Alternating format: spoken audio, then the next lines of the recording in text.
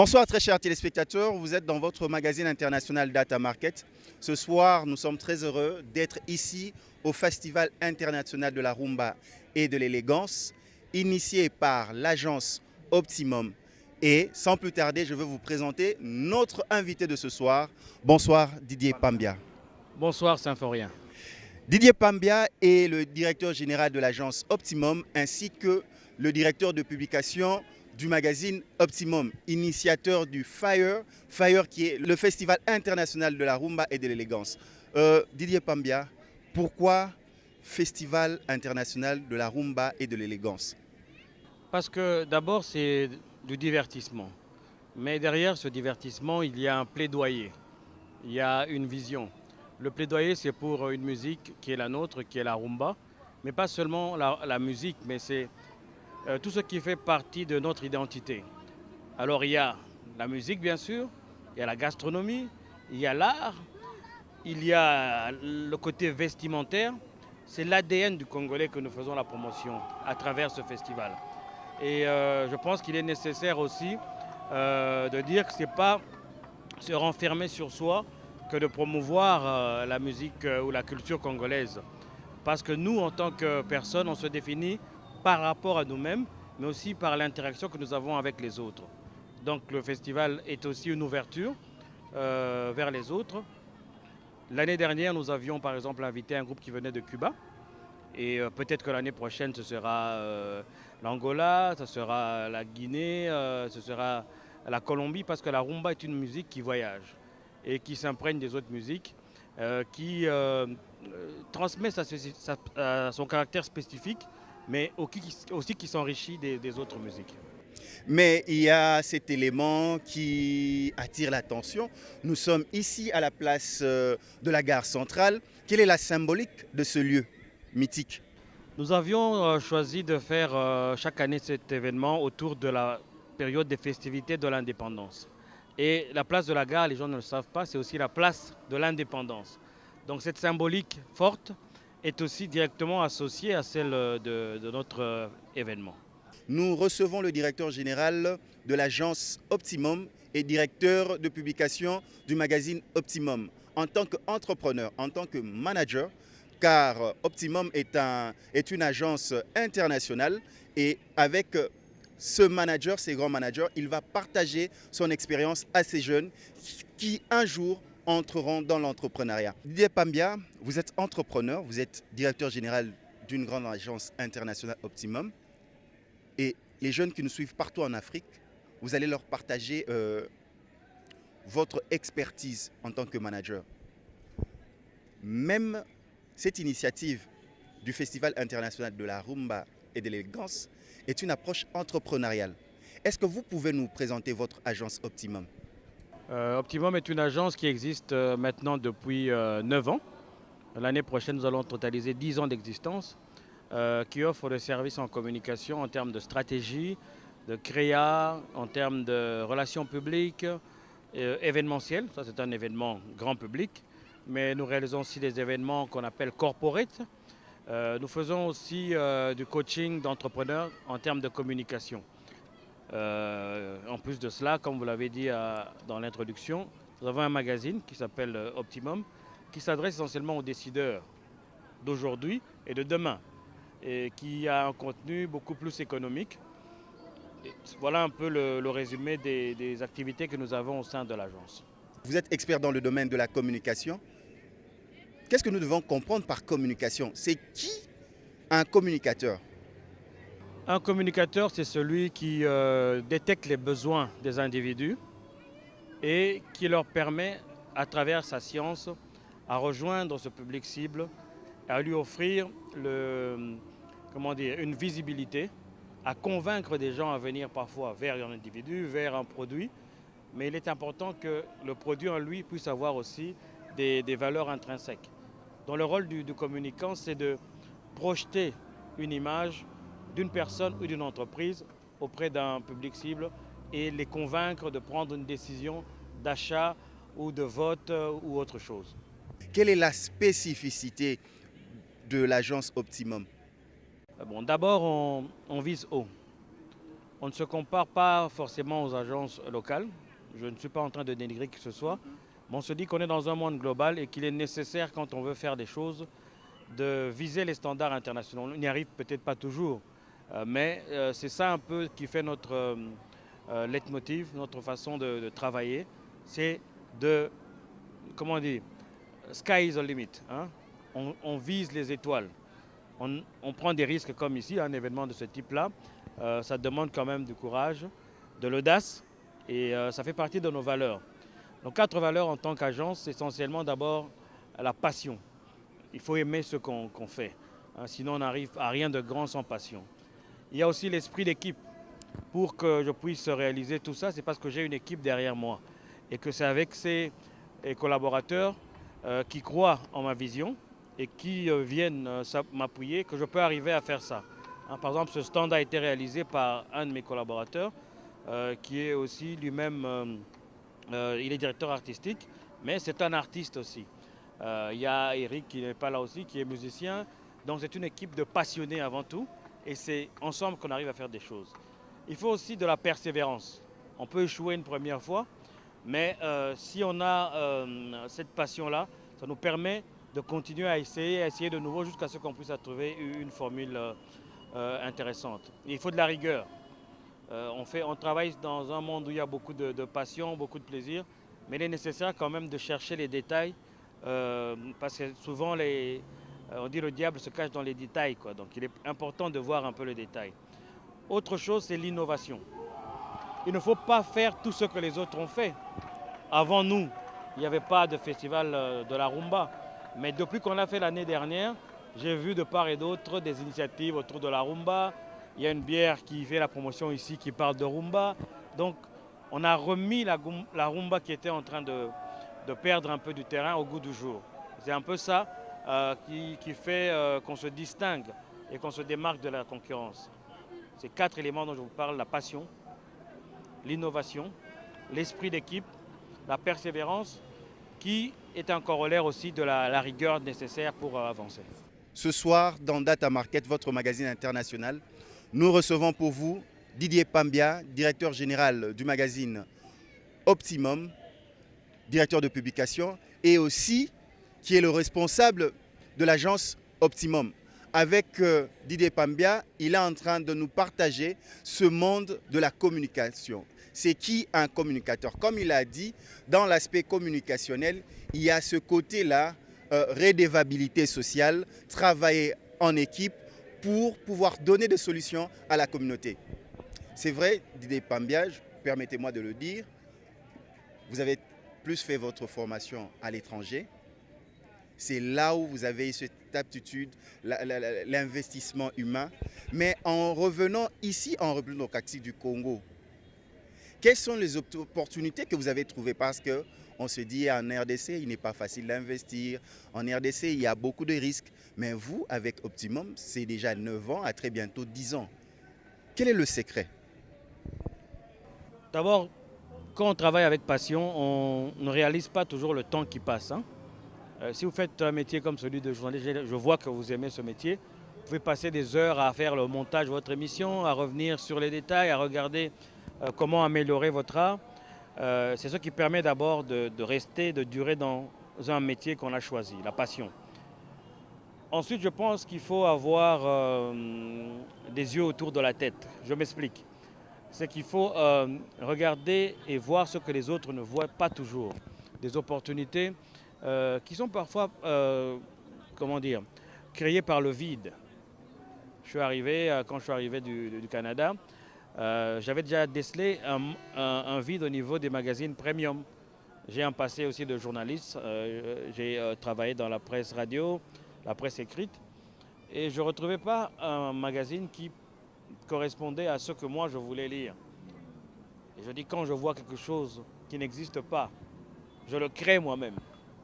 Hein, je suis une personne qui aime se projeter dans le futur. Et ça prend du temps de l'engagement parce qu'on n'arrive à rien en 2-3 jours. Rome ne s'est pas bâtie en 2-3 jours. Les grandes réalisations qu'on voit à travers le monde, ça a été parfois des échecs. des redémarrages, beaucoup de larmes, parfois beaucoup de sacrifices pour arriver à atteindre ce qu'on veut. Donc je pense que c'est un peu de cette manière-là que je peux expliquer qu'on soit au niveau où on est aujourd'hui, qui pour nous n'est pas encore ce que nous visons, mais je pense que nous avons déjà fait plusieurs avancées. Par rapport à l'investissement, par rapport à la communauté, vous avez initié il n'y a pas longtemps Gospel Day. C'est quoi Gospel Day? En Gospel Day, on a déjà eu 3 éditions. C'est un concours de chœurs. On réunit les meilleurs chœurs de la ville. On est en train d'envisager une édition beaucoup plus nationale et on cherche le meilleur talent. J'ai puisé dans notre culture pour dire, bon voilà, le gospel vient des États-Unis, mais nous avons quand même ici au niveau local un gospel traditionnel. Faire émerger aussi des gens de ce côté-là. Il y a le gospel qu'on appelle un peu a cappella. Une partie des gens vont faire ce... Donc on a fait un mix de différents types de gospel. Et pendant 4 semaines, on sélectionne les meilleurs et on répète. Et ça, c'est un peu d'une bonne distraction pour les jeunes, mais c'est aussi une émulation nécessaire. Oui. Quelle est la place de la jeunesse dans l'approche d'Optimum? La jeunesse, c'est l'avenir. La jeunesse, c'est ceux qui vont nous remplacer quand on ne sera plus là. Dans nos sociétés traditionnelles, il y avait beaucoup ce passage de flambeau. Après l'initiation, il y avait toujours un mentor ou un tuteur. On attribuait souvent une personne qui pouvait accompagner un autre. Ça s'est un peu perdu progressivement dans la société moderne. Mais quand on va beaucoup plus dans l'Afrique ou le Congo traditionnel, ce côté de mentorat existe. C'est ce qui permet à une société de se perpétuer, de se pérenniser. Et je pense personnellement que moi, au niveau de mes équipes, il y a beaucoup de jeunes. Certains sont arrivés, par exemple, à l'agence, ils ne savaient même pas manier un ordinateur ou une tablette. Mais 3 ans, 2 ans après, maintenant, ils ont une certaine dextérité dans ce travail. Ça demande de la patience, hein, parce que quand on n'a pas cette patience, on peut rapidement se dire, bon, cette personne-là, Mais quand on veut investir dans la société, on se dit, bon, est-ce que c'est le profit qui doit être le moteur d'une entreprise? Je sais que économiquement, c'est toujours le profit. Moi, il y a une mixité des deux. Je pense que le profit est nécessaire pour permettre à une entreprise d'avancer, mais il faut avoir une approche humaine qui permet parfois à une personne qui a eu à faire des erreurs à se rattraper et demain à devenir meilleur. J'ai eu moi-même dans ma vie des personnes qui m'ont donné la chance de réaliser des choses. Et c'est ce que j'essaie de faire à travers l'entreprise et dans les concours que l'on fait. Des jeunes gens qui, grâce peut-être au Gospel Day, aujourd'hui ont créé leur groupe, ils avancent. C'est beaucoup plus rémunérateur pour moi que le cash. Parce que le cash, on peut l'avoir et il disparaît. On a vu des grosses fortunes à l'époque de la Deuxième République qui aujourd'hui n'ont plus rien. Mais si on a réussi à transmettre quelque chose, je pense qu'en retour, c'est beaucoup plus bénéfique que l'argent. Donner la chance, c'est ce que nous devons retenir. Vous que nous suivez maintenant, vous êtes dans le magazine international Data Market. Nous recevons pour vous Didier Pambia, qui est le directeur général de l'agence Optimum, ainsi que directeur de publication du magazine Optimum. Ce soir, nous sommes au Festival international de la rumba et de l'élégance. Nous sommes ici dans cet espace mythique de la gare centrale, à Kinshasa précisément, la République démocratique du Congo. Didier Pambia, pour la 2e édition du Fire, c'est comme ça qu'on appelle, voilà. À quoi s'attendre? Hier, on a déjà eu une belle soirée avec Billy Abel, Afrisa International, Peggy Tabou. Cette 2e édition est dédiée à une icône de la musique congolaise, Pascal Taboulé Rochero. Donc il faut s'attendre d'abord à une réinvention de ce qu'il avait fait. Hier, j'ai vu Ferregola interpréter des chansons de Taboulé d'une manière très magistrale. Ce soir, il y aura JB, il y aura Tatiana Cruz. Ça permet, avec cette nouvelle génération qui s'approprie les œuvres je pourrais parler de cet avatar, parce que des phénomènes de type de Taboulé, ça n'arrive pas tous les temps. Tout le temps, on voit qu'il a été très prolifique en termes de composition. Il a été innovateur. C'était le premier à avoir introduit par exemple la batterie dans notre musique. Il a introduit les mi-solos, les rocherettes côté chaud. Donc plus de 2500 compositions qu'on lui attribue. Il est nécessaire à mon avis que nous-mêmes puissions reconnaître les talents. Ne pas toujours attendre que ce soit les autres qui reconnaissent un talent pour dire « Ah, il est bon, il est meilleur ». Non, non. En tant que Congolais, nous-mêmes, on a ce devoir, et ce qu'on fait à travers ce festival, de se dire « Reconnaissons d'abord ce que nous faisons de bien ». Au niveau artistique, au niveau musical, au niveau de la mode, parce qu'il y a des jeunes designers qui ont cette plateforme pour s'exprimer, au niveau gastronomique. On doit parler de gastronomie chinoise, japonaise, française, et pas de gastronomie congolaise. Pourtant, il y en a il y a des grands, comment on appelle ça, des grands maîtres d'hôtel qui sont congolais, et on peut leur permettre aussi de montrer ce qu'on a de mieux. Dans cette ambiance de la gare centrale, revenons à une image pour voir ce qu'a été le point de presse de ce festival international de la rumba et de l'élégance. Allons-y à la régie et revenons après cet élément.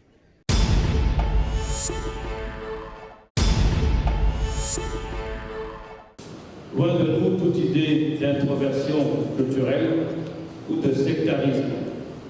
La plateforme Fire, Festival international de la rumba et de l'élégance, privilégie les échanges culturels.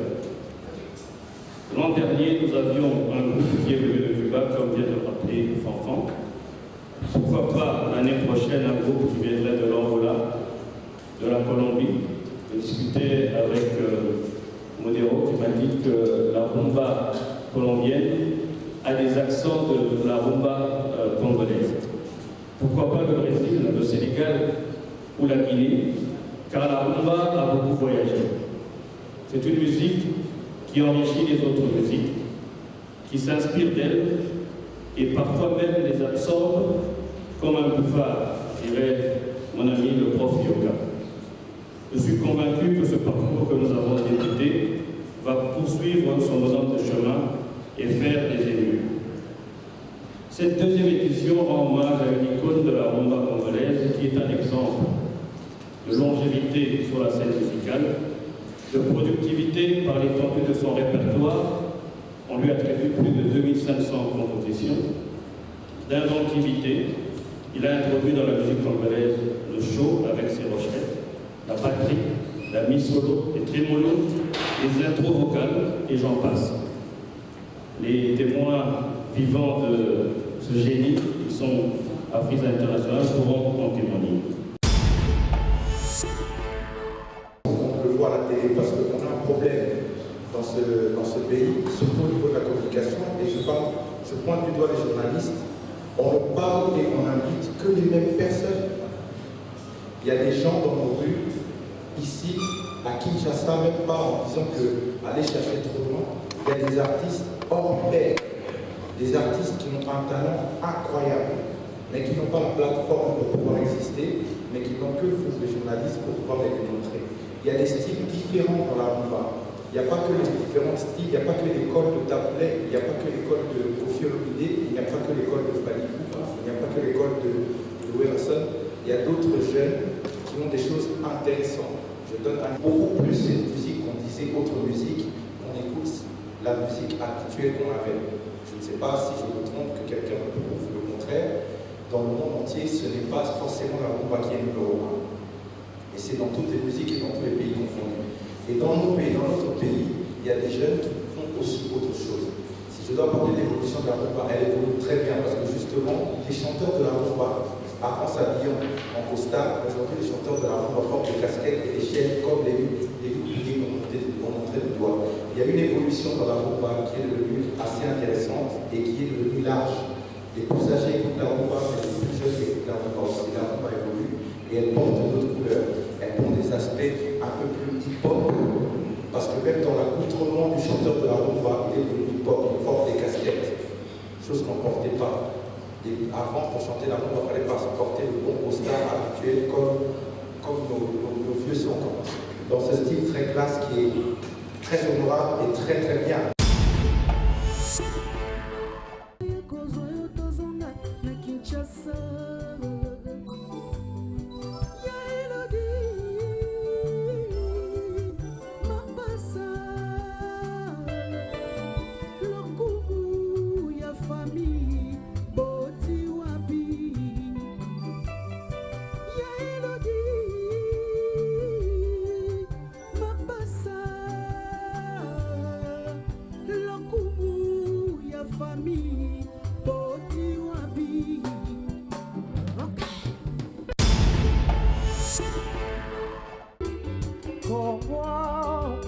mona pamba lobi koko lula yango omboka kitoko hein?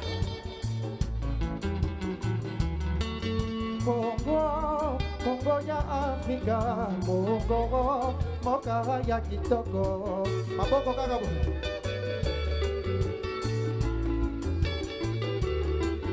Congo, Congo te moka, Congo, moka ya Bangkoko. Encore une fois avec vous, hein. Maboko kaka bo pour la moka, le 30 juin. Congo, Congo ne moka, Congo, moka ya Bangkoko.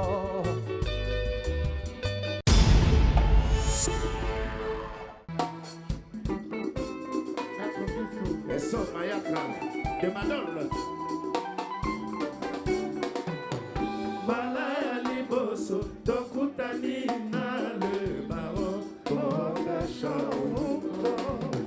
présence na yo, simplicité l'action na yo, vraiment ya papa. Bobecha uma, na ya million tempo. Tempo na go katia monte mai tona mawa, yone monte me tona bobo tu yo kanawa.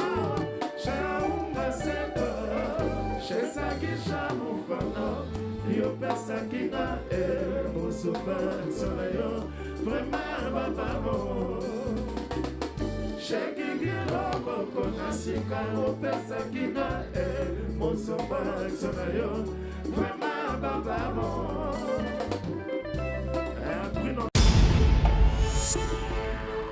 Voilà, de retour sur ce plateau. Nous sommes ici à la deuxième édition du Fire, Festival international de la rumba et de l'élégance. Oui, c'est vrai, la RDC, c'est le pays, le berceau même de la rumba. La rumba qui vient de ce mot kumba, kokumba, dirigé.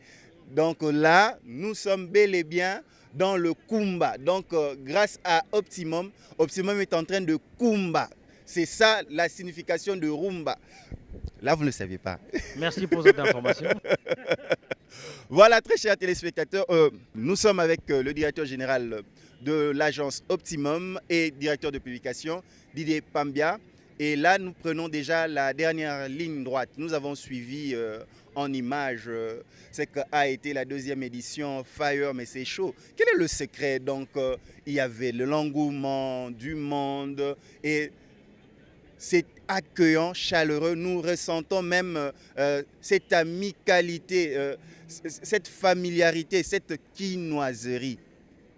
Quel est le secret? D'abord parce qu'on va toucher les Congolais dans leurs cordes sensibles. Les cordes sensibles que sont la musique, que sont l'alimentation, le côté food, gastronomique, la mode. On dit souvent des Congolais, ouais, ce sont des bons vivants. Au lieu de s'éloigner de ça, au lieu de raser les murs, au lieu de dire oui, c'est un péjoratif, non, on s'approprie ça. Nous sommes des bons vivants, oui, nous le sommes. Nous aimons bien nous vêtir, je ne parlerai pas de ça, d'élégance. On l'a vu, on l'a revu depuis des lustres. Oui, nous le sommes et nous revendiquons cette identité qui fait de nous ce que nous sommes. Oui, nous aimons l'ambiance et tout, voilà. On aime tellement l'ambiance qu'il y a la possibilité d'en faire une industrie. Il y a un potentiel pour l'industrie du divertissement en RDC qui, à mon avis, est sous-exploité. Pourquoi tout ça? Parce qu'il n'y a pas, je voudrais dire, il n'y a pas cette politique culturelle nécessaire à dire voilà ce qu'on veut faire de notre culture. On a les masques Mangbetu, les masques Luba, Kuba, Pende et tout ça. Comment faire la promotion de ça? Nous avons le Ndombolo, nous avons le Mutwashi, nous avons toutes ces musiques qui font danser le monde et l'Afrique. Comment faire pour qu'il y ait un réel pouvoir financier, économique derrière tout ça? On a besoin de créer des écoles pour former les artistes de demain, parce qu'il y en a qui ont le talent, mais ce talent pourrait être multiplié par 1000 si on pouvait l'encadrer. Il y a des producteurs de musique. La production musicale, il ne faut pas s'hasarder pour le faire, comme l'événementiel que nous faisons aujourd'hui. Il y a tout un background, il y a toute une formation derrière. Donc si on arrive à professionnaliser le secteur de la culture, je suis sûr qu'on peut aller faire des choses magnifiques et réellement que le Congo retrouve la place qu'elle avait déjà au sein de la culture au niveau international. tendons déjà à la fin de notre entretien de ce soir. Mais pour un jeune Mauritanien, un jeune Sud-Africain, un Malien, un Congolais, tous ces jeunes qui nous suivent partout dans le monde, par rapport à l'entrepreneuriat, qu'est-ce que vous pouvez leur donner comme conseil, comme ce message d'un grand frère à ses jeunes frères dans le domaine de l'entrepreneuriat?